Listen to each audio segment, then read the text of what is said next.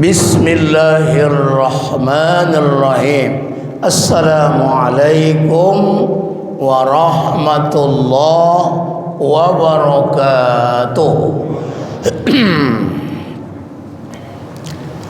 Alhamdulillahilladzi ja'ala syahru ramadana sayyidash syuhur. Asyhadu an la ilaha illallah wa asyhadu anna Muhammadar Rasulullah. Allahumma salli wa sallim wa barik ala nabiyil karim sayyidina Muhammadin wa ala alihi wa ashabihi ajma'in. Amma ba'd.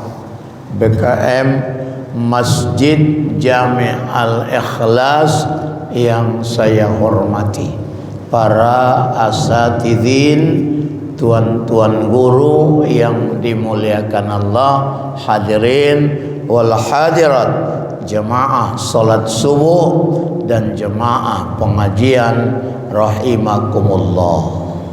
Banyak kita bersyukur, alhamdulillah. Hari ini 8 Ramadan ya, 1445 Hijriah. Kita masih diberi kekuatan lahir batin sehingga dapat kita mengisinya dengan berbagai macam amal soleh. Semoga seluruh rangkaian amal soleh kita berterima di sisi Allah Subhanahu wa taala. Sembari salawat dan salam kepada Rasulullah Muhammad sallallahu alaihi wasallam. Allahumma salli wa sallim wa barik alaihi. Kiranya dengan izin ridha Allah kita semua mendapat syafaatnya. Jemaah rahimakumullah. Kalau pada Selasa lalu kita kaji sifat-sifat orang yang takwa di surah Al-Baqarah 177, pada subuh hari ini kita akan kaji amal-amal yang bisa menghapus dosa.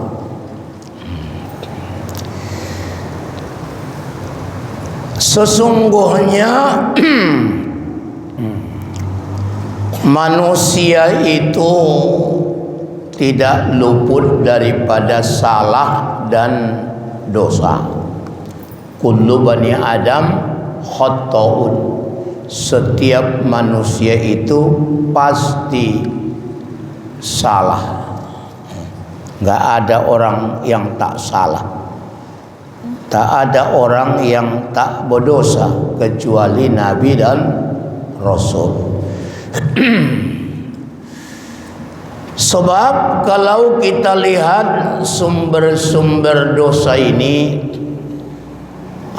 ada dosa itu dosa besar, ada dosa kecil, ada dosa halus, kabir, as-sogir, dakikun, dambun dakikun, dosa halus. Kemana kali halusnya sampai tak nampak oleh mata manusia, tapi tentunya basar penglihatannya Allah melihat. Nah, banyak contoh itu, termasuk diantaranya mencium bunga di hadapan rumah orang dengan sengaja, enggak minta izin. Ada bunga di depan rumah orang, didekatkannya hidungnya. Nah, pergi dia. Itu dosa halus itu. Kenapa? Yang nanam kawan, nyirami kawan, awak mencium saja. Itu dosa halus. Kalau memetik bunganya, dosa kecil. Tapi kalau mencium yang punya bunga itu, dosa besar. Itulah kira-kira tingkatan-tingkatannya itu. Ya. Karena bisa saja itu lain jenis pula ya. Perempuannya pula yang punya bunga tuh dicium laki-laki kan, itu dosa lah. Baik. Ada lagi lewat di pekarangan rumah orang, di tanah orang, kita lewati nggak minta izin. Lalu misalnya lengket sebiji pasir aja di selop kita, sepatu kita lengket, kita bawa, maka itu namanya maling pasir. Maling pasir sebiji, dosa halus juga itu. Makanya kalau melewati tanah orang minta izin. Ya. Ada lagi contohnya, ada lampu di teras rumah orang. Lalu kemudian awak membaca surat lah katakan. Awak gunakan cahaya lampunya tidak minta izin, itu juga dosa halus itu. Jadi karena lengkapnya lah sebab-sebab berbuat salah dosa itu, makanya manusia itu hampir bisa dikatakan tidak luput daripada salah dan dosa. Namun begitulah rupanya rahmat Allah Subhanahu wa taala yang harus segera kita peroleh adalah diberikannya resep-resep untuk membersihkan dosa-dosa itu. Di antaranya solat. Apabila seorang berwudu kita mulai, idza qumtum ila shalah, apabila kamu mau salat, fagsilu wujuhakum wa aydiyakum ilal marafiq wamsahu bi ru'usikum wa arjulakum ilal ka'bain. Al-Maidah ayat 6. Kalau kamu mau salat, basuh mukamu. Kenapa dibasuh muka? Mudah-mudahan dengan air wudu itu bersih dosa-dosa yang disebabkan bagian muka. Misalnya dosa mata, dosa apa lagi? Dosa hidung, itu tadi ya. Baru dosa mulut, bersihlah.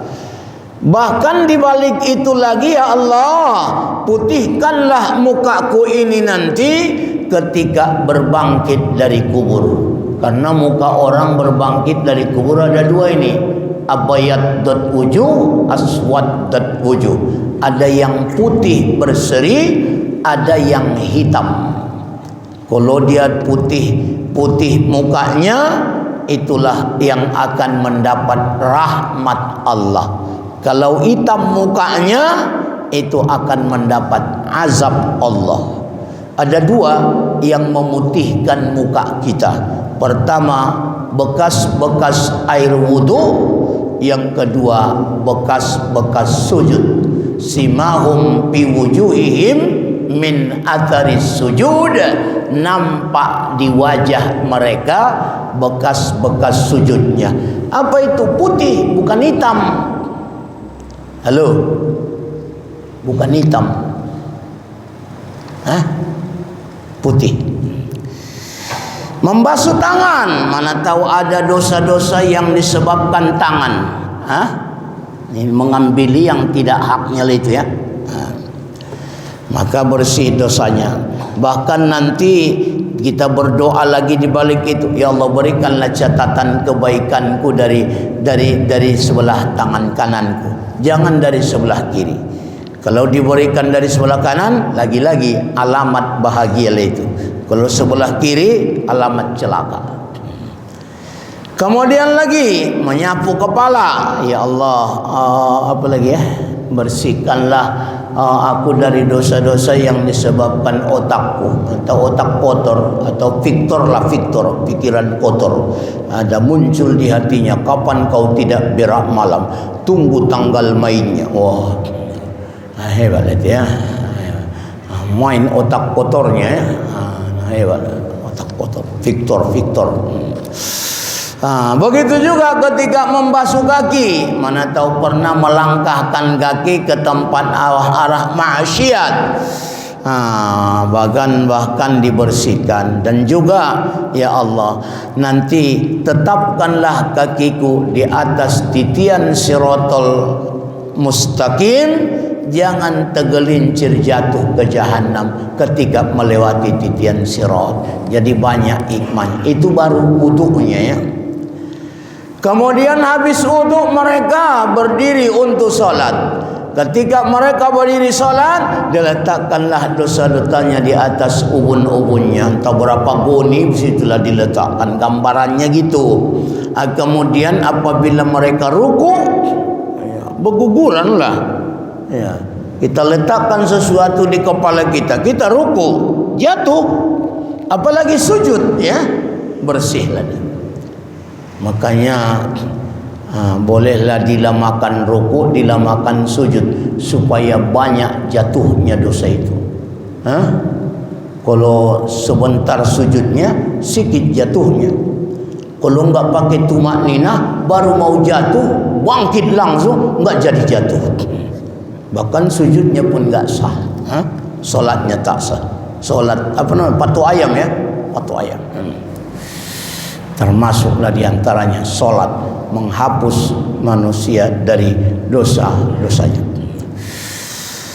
Kemudian apa lagi sesudah itu? Ini Ramadan. Man shoma Ramadana, siapa yang berpuasa pada bulan Ramadan. Berpuasa pada bulan Ramadan. Bulan Ramadan ini sebulan, berarti tidak pernah tinggal, enggak pernah lepas puasanya selama sebulan. Imanan wa ihtisaba, tapi berdasarkan iman. Dengan iman dia bisa puasa. Kemudian mengharap ridho Allah, mengharap ridhonya Allah, supaya Allah ridho, suka, senang kepadanya. Ilahi anta maksudi wali ridhoka matlubi, ya. Tenang jiwanya ya. Imanan wa ihtisab. Ghufira lahu ma taqaddama min dzambi, diampunilah dosa-dosanya yang sudah lewat. Semua itu semua. Enggak, kalau kita puasa Arafah kan mengampunkan dosa setahun lalu, setahun akan datang, 2 tahun cuman. Asyura menghapus dosa setahun lalu. Ramadan menghapus semua dosa-dosa yang lalu. Adanya dosa ibu-ibu? Enggak ada. Oh, banyak pula itu ya. Itulah banyak. Bapak-bapak pun kurasa adalah ya, ala kadarnya ya, sikit-sikit adalah ada. Nah itulah. Oh, lebih banyak lagi bersama bapak. Nah itulah. Oh, banyak ya. Ya. Kenapa lebih banyak bersama bapak? Karena banyak tanggung jawabnya ya Bu ya. Iyalah, banyak tanggung jawabnya pula. Termasuklah tanggung jawabnya istrinya, siapa lagi anak-anaknya, siapa lagi saudara perempuannya, siapa lagi pokoknya banyaklah tanggung jawabnya. Makanya banyak dosanya, berarti banyak enggak dikerjakannya tanggung jawabnya. Kira begitu. Nah, baiklah. Lalu kemudian diampuni semua. Jadi puasa ini menghapus dosa. Jadi berbahagia kita. Tapi sebulan penuh. Ada juga mengqama Ramadana. Siapa yang qiyamu Ramadan, mendirikan Ramadan, termasuk diantaranya tarawih ini, tarawih Ramadan. Tapi sebulan juga ini, jangan bolong-bolong, tiap malam tarawih. Tiap malam tarawih. Alhamdulillah masih ramai ya tarawih kita. Masih ya. Enggak, masjid lain itu mulai berkurang, aku tengok. Nah, itulah.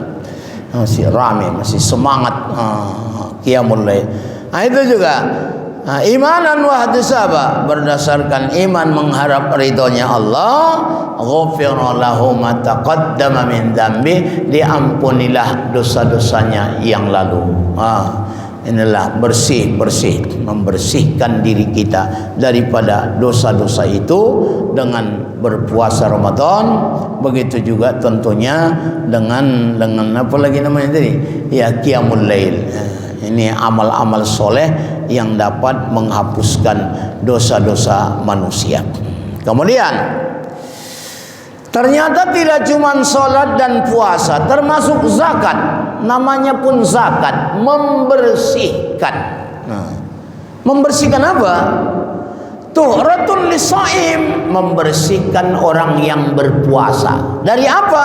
Minal lagwi wal rafath, daripada lagho. Lagho itu artinya perkataan yang sia-sia. Mana tahu pernah kita ngomong yang puasa ini perkataan sia-sia, apalagi perkataan rofas yang lebih mendekati kepada menimbulkan syahwat. Cakap apa namanya itu? Kecakap parno apa? Entah cakap apalah. Cakap-cakap kotor begitu. Lagi puasa dia. Kotorlah puasanya. Maka dibersihkan zakat itulah. Dibersihkan zakat itu. Membersihkan orang puasa. Kalau zakat fitrah. Kalau zakat harta termasuk membersihkan hartanya. Harta kita itu kan ada hak orang lain. Bersihkan hartamu itu dari yang tidak hakmu. Tidak cuma membersihkan jiwa, membersihkan apa namanya, membersihkan diri, tidak cuma membersihkan harta, bahkan membersihkan jiwa manusia daripada sifat tomak. Tomak, tahu tomak? Tomak. Hurufnya to itu perutnya kosong. Kedua mim, perutnya kosong. Ketiga ain, mulutnya menganga. Enggak pernah tertutup, enggak pernah kenyang, kurang-kurangan terus. Itulah namanya tomak. Apa itu? Rakus, serakah ya. Serakah, menghalalkan segala cara. Ya, semua cara dihalalkan karena tomak. Kemudian tidak cuma membersihkan jiwa dari sifat tomak, termasuk membersihkan jiwa manusia daripada sifat bakhil. Bakhil, pelit, pedekut, padangki, manipul, kepiting batu, kayu laut. Samalah semua itu. Saudara-saudara kandung seibu sebapak lah itu. Ya. Padangki, manipul, apa lagi? Itulah. Manipul apa? Mendiring polit ya. Kalau padangki, apa? Tapi ada juga orang Arab pun ada juga yang bakhil. Orang Arab. Namanya waktu itu Abu Sofyan. Bininya Hindun. Lalu curhat pada Nabi, ya Rasul, suamiku Abu Sofyan orangnya pelit, tidak diberinya belanjaku dan belanja anak-anak kami kecuali yang kuambil secara diam-diam. Apakah ada dosa bagiku ya Rasulullah? Katanya, dijawab Nabi, pandai-pandai mulai itu, kata Rasul. Apa maknanya itu pandai-pandaimu? Kalau sebatas hakmu dan hak anak-anakmu, ambillah secara diam-diam, mencurilah. Jadi ada waktunya boleh mencuri yang hak namanya. Ya bu ya. Mana tahu ada laki ibu yang pelit-pelit, ambil aja. Ada juga. Hukumnya memang begitu. Ada orang kaya di kampung itu, enggan berzakat. Ada pula orang miskin berhak menerima zakat. Diambil si miskin tadi, dicurinya harta si orang kaya tadi sebatas haknya, itu halal. Cuman kalau ditangkap polisi aku nggak tanggung jawab itu. Itulah, pokoknya cuman itulah. Ya. Ditanamnya pohon mangga di depan rumahnya, lalu udah ke jalan apanya, cabang buahnya, boleh diambil itu. Ya, ditanamnya pohon mangga dekat perbatasan, pohonnya di tanah dia, buahnya di tanah orang semua, boleh diambil itu yang di atas tanah awak itu. Atau dibangunnya rumah, pas di perbatasan, buka jendela udah ke tanah orang, halal itu jendelanya. Makanya Bapak Ibu Saudara, kadang-kadang nggak disadari rupanya sudah tak hak awak lagi. Dan sebagainya. Baik. Nah, ini semuanya membersihkan manusia daripada sifat bakhil, sifat pelit ya, sehingga menjadi orang yang pemurah lewat harta, menjadi orang pemurah. Nanti orang-orang bakhil itu di akhirat dibawanya itu uangnya. Gambarannya begitu. Siapa lagi yang mau uangku ini? Nah, ambil kalian lah. Enggak ada yang mau lagi. Siapa lagi yang mau emasku ini? Ambillah. Enggak yang orang lagi. Maka mumpung di dunia ini masih banyak yang mau, banyak yang suka, banyak yang butuh, maka berikanlah, salurkanlah. Apalagi bulan Ramadan ini ya, mudah-mudahan. Zakat juga membersihkan diri manusia. Nah, kemudian apalagi haji. Haji apalagi ya. Mereka itu seperti anak baru lahir. Seperti anak baru lahir dari rahim ibunya. Hebat. Dan langsung balasannya surga, insyaallah.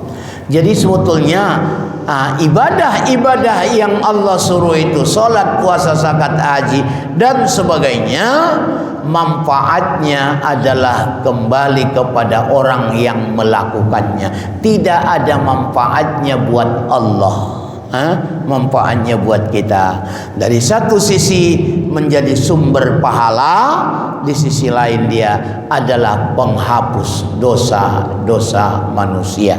Maka diharapkan nanti ketika kita berpulang ke rahmatullah, dan memang calon-calon jenazah lah semua ini, bentar lagi pematian, maka yang dia bawa adalah amal solehnya.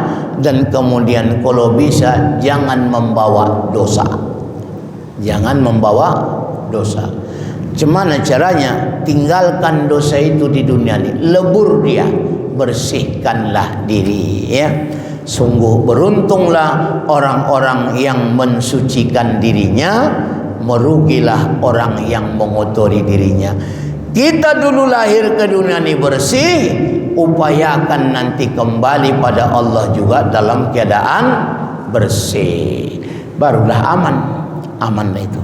Nah, Bapak Ibu Saudara yang dirahmati oleh Allah Subhanahu wa taala, maka pantaslah Allah Subhanahu wa taala berfirman ya di surah Ali Imran, wasari'u ila maghfiratin mir rabbikum wa jannatin araduhas samawati wal ard uiddat lil muttaqin. Dan segeralah kamu untuk mendapatkan maghfirah. Maghfirah itu ampunan. Segera dapatkan ampunan. Segera apa? Ya, jangan sampai ditutup pintu maghfirah itu, pintu tobat ya. Ada saatnya ditutup, ada. Ya. Kapan itu? Kalau sudah gorgoroh. Gorgoroh, tahu gorgoroh ya? Sekarat. Nah, segeralah kamu mendapatkan ampunan sebelum gorgoroh. Nah, apalagi sesudah mati, makin tidak ada harapan lagi. Nah, jadi makanya segera mendapatkan ampunan sebelum gorgoroh. Jadi kalau begitu segeranya kapan? Sekarang. Jangan lagi ditunda-tunda, sekarang juga. Itu betulan, sekaranglah kalian tahu. Karena kalau sekarang Bapak Ibu Saudara kita mohon ampun, pasti masih diterima Allah. Kenapa? Karena belum ada yang gorgoroh ku tengok ini. Ada yang gorgoroh samping Bapak enggak? yang ngorok-ngorok barangkali ya, ngorok-ngorok enggak, gor-gorohnya. Kalau gor-goroh udah enggak diterima lagi. Kenapa rupanya sudah gor-goroh? Karena orang yang gor-goroh itu sudah ditayangkan kepadanya tempat dia di akhirat. Makanya kadang-kadang matanya melotot. Pernah nampak ibu orang melotot, matanya mau mati. Diginikan pun enggak nampaknya tangan awak lagi. Kenapa? Yang dia pandang itu sudah tempatnya. Kalau ahli surga, ya nikmat-nikmat surga lah. Kalau ahli neraka, azab-azab neraka lah ditayangkan sama dia. Maka kalau sudah melihat rupanya azab neraka itu, semua orang mau tobat. Lalu kenapa enggak diterima Allah lagi sudah gor-goroh? Karena orang gor-goroh bertaubat itu melakukannya dengan terpaksa. Sementara Allah tidak menerima amal terpaksa. Enggak mau menerima amal yang terpaksa. Tapi yang Allah inginkan amal itu adalah yang ikhlas. Cuman kalau latihan-latihan namanya boleh juga lah. Ya, boleh juga lah awak memaksa-maksakan diri, awak paksakan diri awak, paksakan diri solat, memaksakan diri puasa, mula-mulanya memaksa-maksakan. Iyalah. Terpaksa, lebih baguslah memaksakan diri masuk surga daripada ikhlas masuk neraka. Iyalah ya. Lebih bagus mana itu? Memaksakan diri masuk surga lebih bagus daripada ikhlas masuk neraka. Halo. Iyanya. Udah paksa-paksakan aja dulu. Mudah-mudahan lama-lama datang ikhlasnya. Itu dah. Ini pula enggak ikhlas dia masuk neraka. Na'udzubillah. Baik. Nah, lalu kemudian segera mendapatkan maghfirah. Mana maghfirah itu sangat penting. Dari siapa? Dari Tuhan kamu. Dan mendapatkan surga yang seluas langit dan bumi. Dua-duanya wa'iddat lil muttaqin. Makanya sumber masuk surga itu ada dengan dengan takwa, ada juga dengan maghfirah. Ada karena amalnya sehingga datang rahmat Allah, dengan amal datang rahmat Allah, dengan maghfirah datang rahmat Allah. Jadi rahmat Allah tu ada dua ya. Ada dengan amal soleh datang rahmat Allah, ada dengan maghfirah datang pula rahmat Allah. Karena untuk masuk surga itu adalah dengan rahmat Allah ya. Kalau dengan amal kita, amal mana lah mau ditonjolkan? Tapi dengan amal dan dapat maghfirah, dua-duanya dijanjikan Allah bagi orang takwa. Siapa mereka yang takwa itu? Alladzina yunfikuna fis sarra'i wad dharra. Orang-orang yang mau berinfak baik di waktu lapang maupun waktu sempit. Mudah-mudahan di Ramadan ini subur infak ini. Iyalah, infak. Infak itu apa? Membelanjakan. Iya, nafkah. Memberi nafkah. Ada infak wajib. Infak wajib membayar mahar istri. Itu wajib. Siapa yang masih kredit maharnya, lunasilah. Ada itu, maharnya kredit. Besar tapi kredit. Apalagi di Mandailing sana.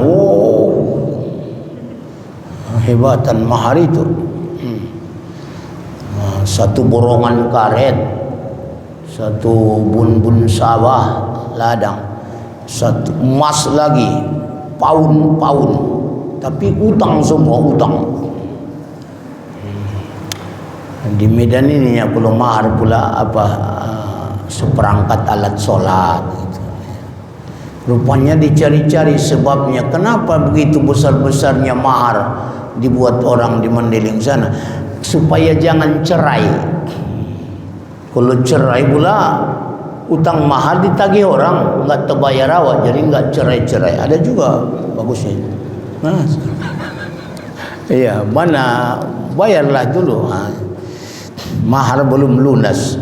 Itulah supaya jangan cerai rupanya maksudnya. Oh, paten juga itu orang-orang tua dulu. Nah, baiklah. Makanya wajib bayar mahar. Kemudian apa lagi? Memberi nafkah, belanja. Membelanjai anak istrinya adalah wajib. Membelanjai anak istri orang adalah sunat. Maka beruntunglah ibu-ibu kalau dapat laki yang rajin membelanjai bini orang. Setuju, Bu? Hah? Kenapa? Sunat hukumnya membelanjai bini orang. Hah?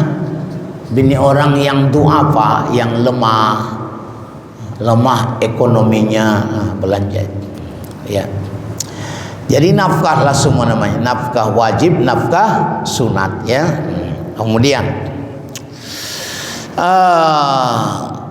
berarti intinya orang pemurah. Itu satu, ya.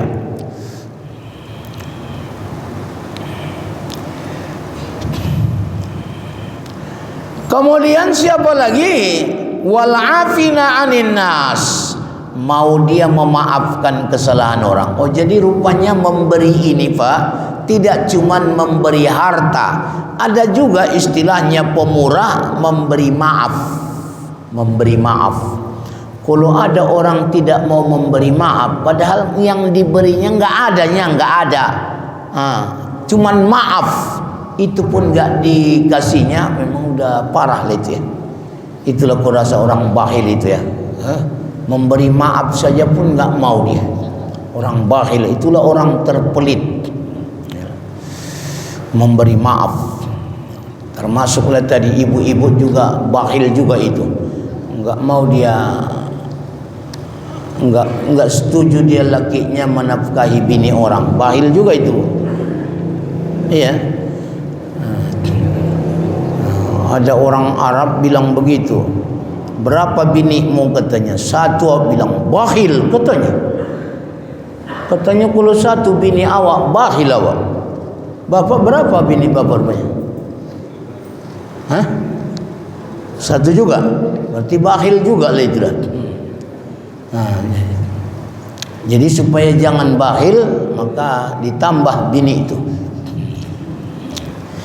Biar banyak bini yang mau dibelanjai, begitu. Ya kan, Bu? Oh, satu pun tak terbelanjainya katanya pula. Mau dua pula. Satu pun tak terbelanjainya. Udahlah kalau gitu, nggak usah tambah lagi lah.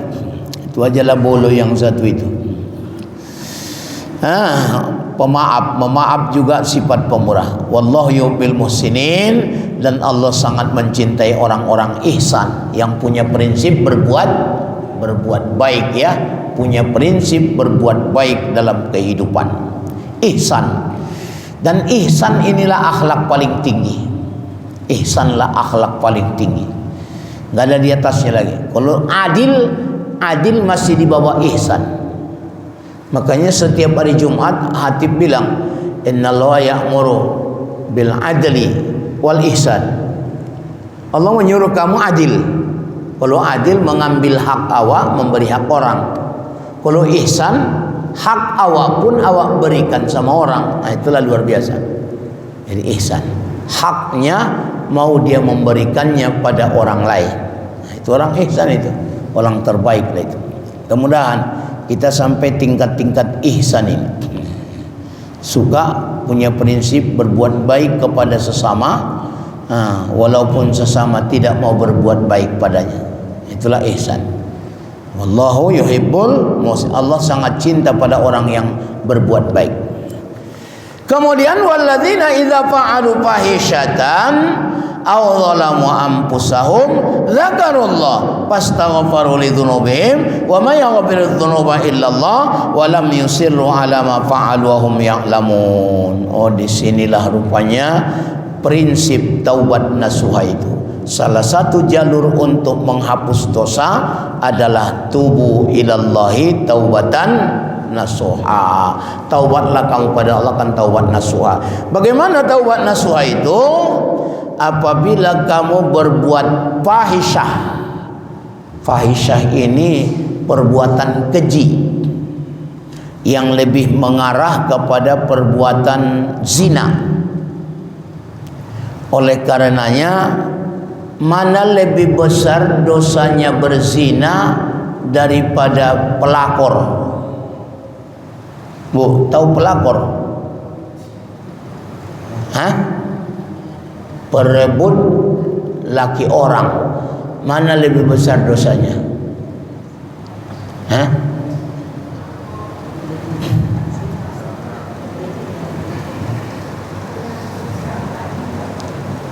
Sama-sama dosa besar itu memang.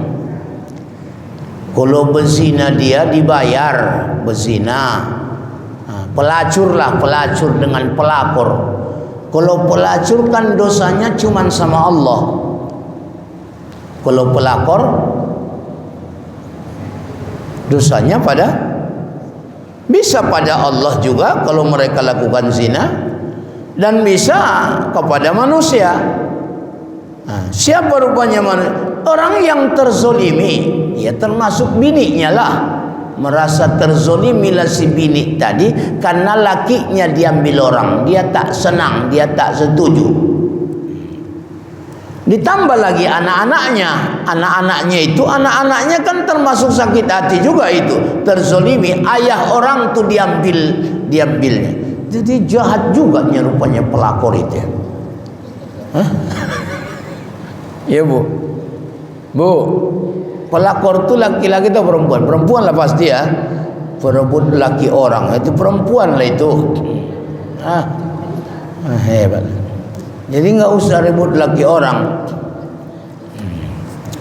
Cari yang tak berlaki, entah duda begitu. Yalah. Apalagi bapak-bapak perebut bini orang itu lebih parah lagi itu. Karena ada bininya. Kalau mau cari yang janda lah cari, janda, gadis begitu. Bahkan kalau mencintai janda termasuk mengikuti sunnah Nabi itu,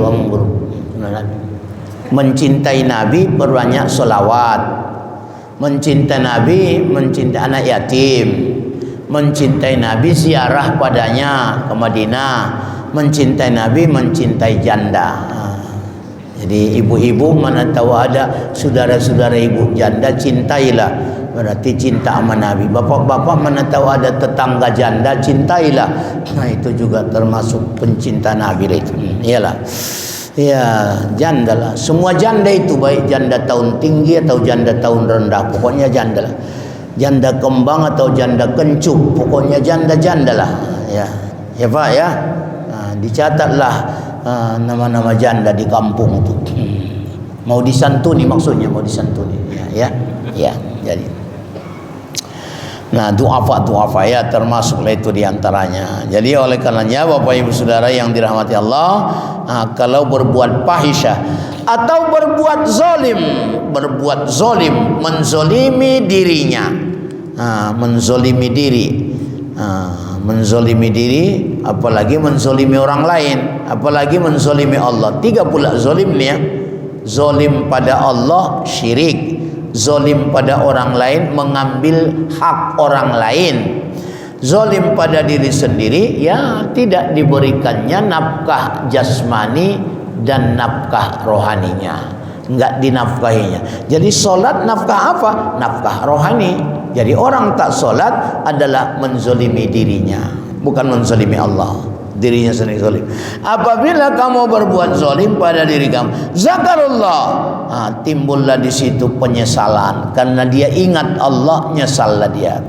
Yang kedua, fastaghfiru lidzunubihim, dia mohon ampun langsung, istighfar.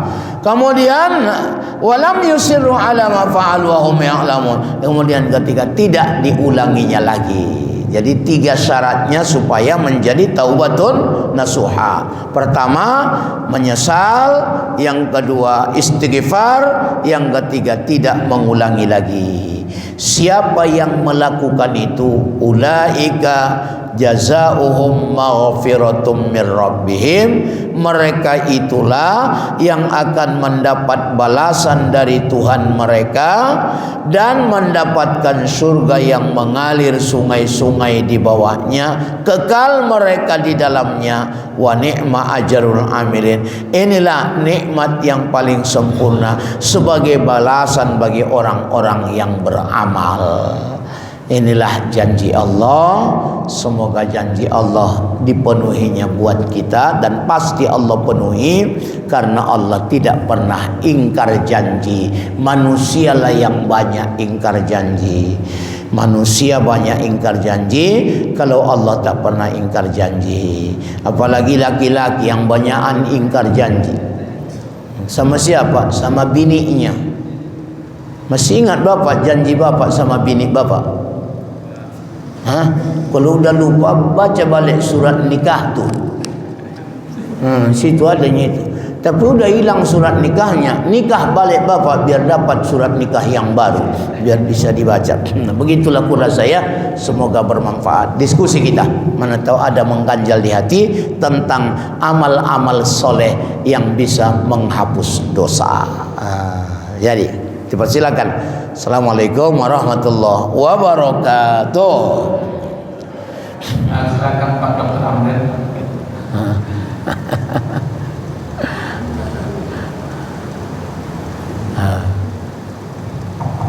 Assalamualaikum warahmatullahi wabarakatuh. Waalaikumsalam. Kemarin Ustaz kami berdiskusi di rumah sakit. Iya. Ustaz kawan saya udah pulang. Iya. Jadi cerita-cerita tentang nasyab sama haul zakat malnya.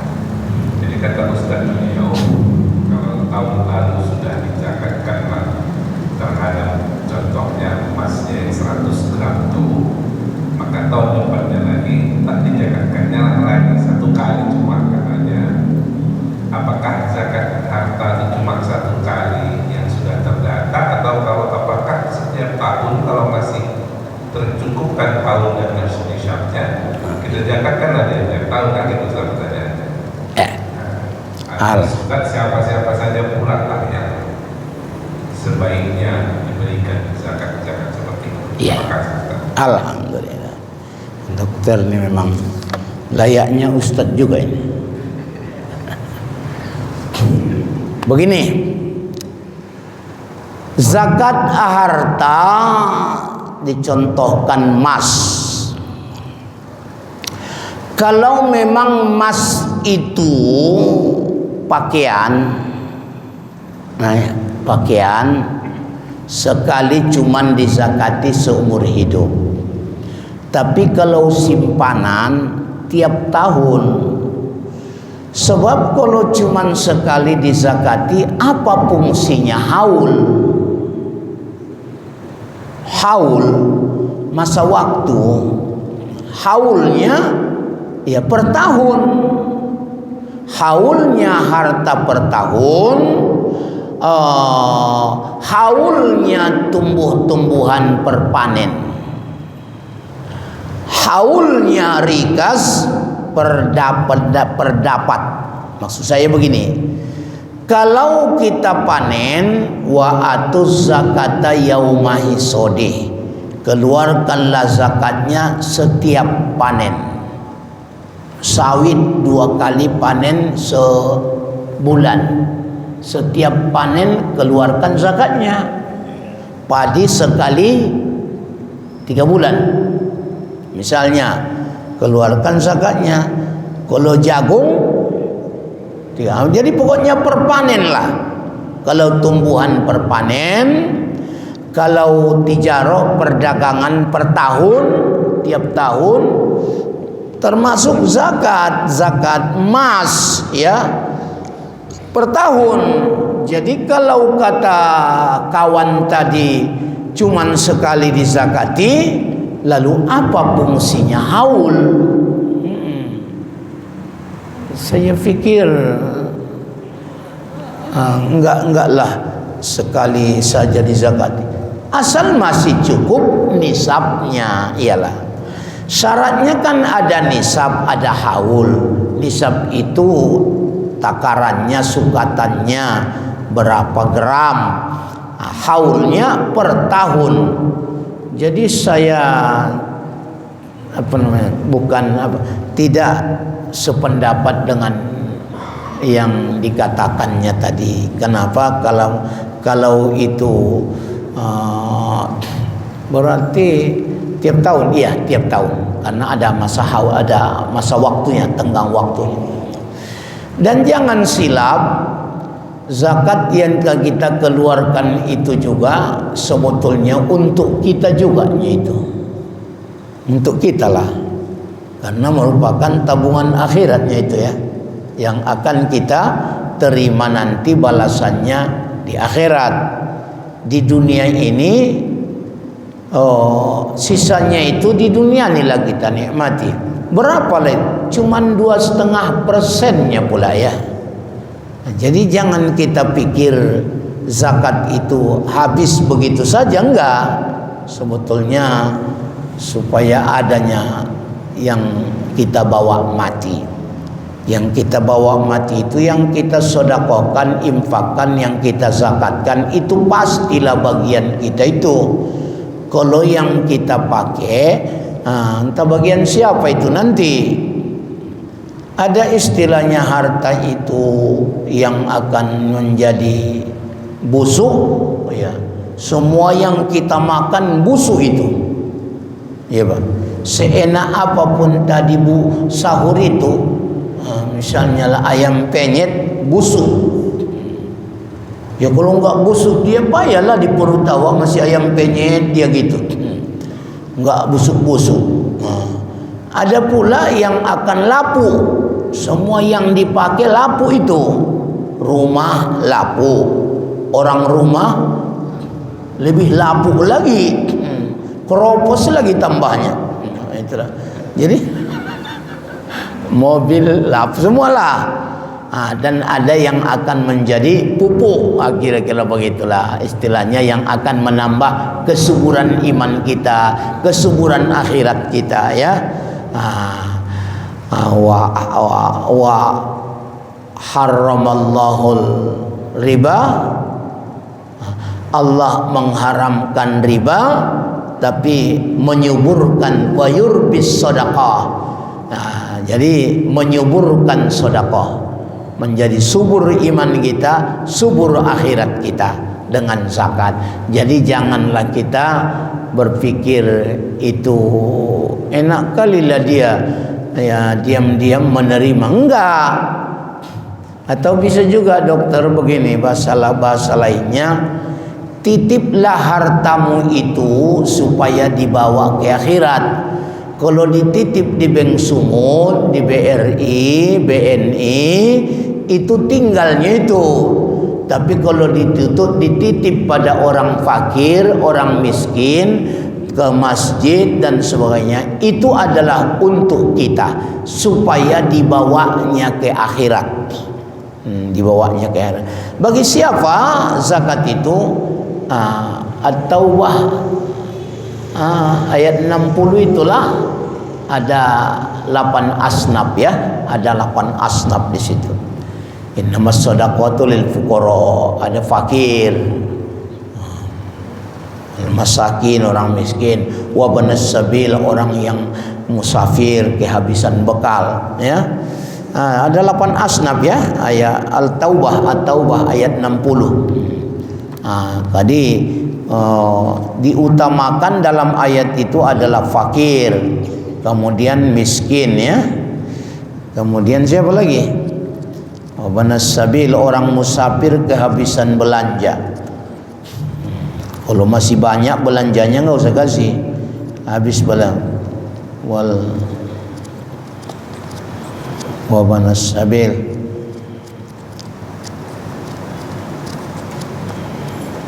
Cari dulu ya, siapa-siapa kata Allah yang boleh. Di luar yang 8 asnaf ini tidak boleh, alias tidak sah.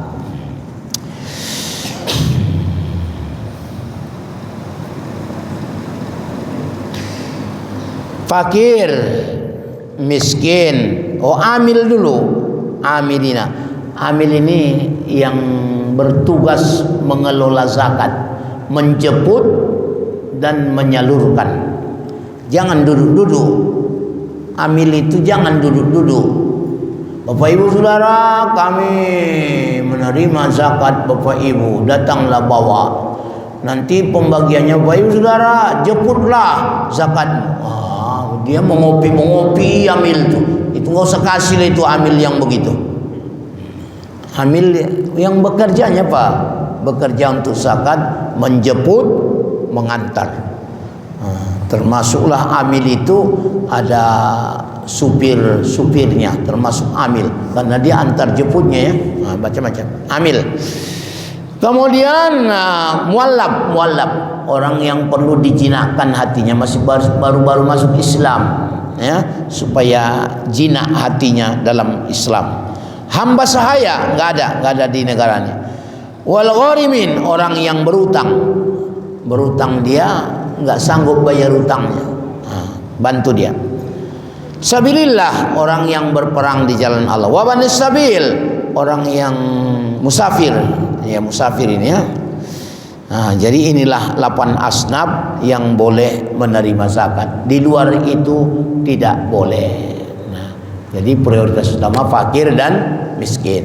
Mudah-mudahan ya menjadi kita orang-orang. Ibu-ibu mana lebih suka berzakat daripada menerima zakat? Iyalah, kalau lebih bagus berzakat berarti lebih baguslah kaya dari miskin, kan kira-kira begitulah ceritanya itu. Tangan di atas lebih baik daripada tangan di bawah. Memberi lebih senang daripada menerima. Nah itulah, bapak-bapak udah pasti memberi lebih senang. Ibu-ibu menerima. Dua-dualah ya. Terima baru memberi, begitulah. Terima kasih. Iya Pak.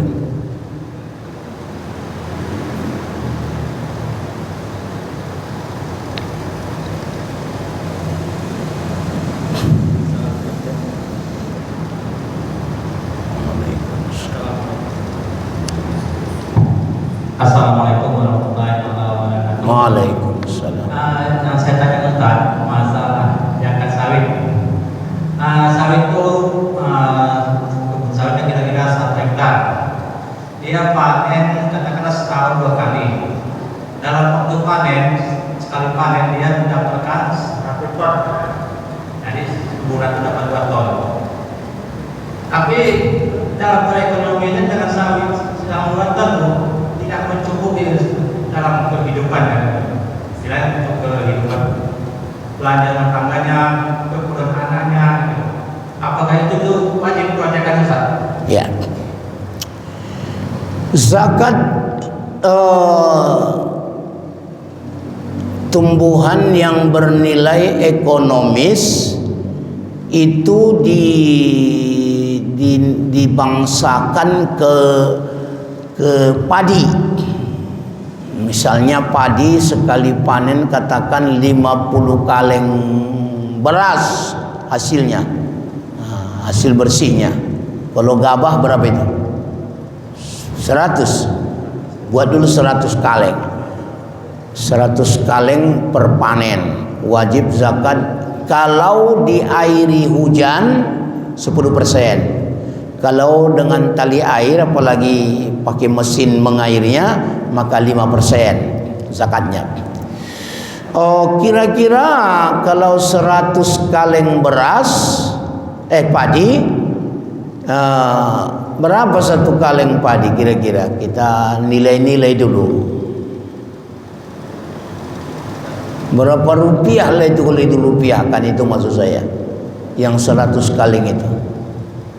Atau 50 kaleng beras, berapa uangnya Bu? Sekitar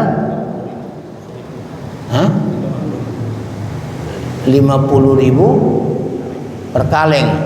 50 kali 50 50.000 kali 50 kaleng. Berapa itu? 2 juta segitu, cuman itu ya, 2,5 juta, bukan 25, 2,5 juta. Itulah. Jadi kalau panen bapak sawit 1 ton, berapa uangnya? Hah?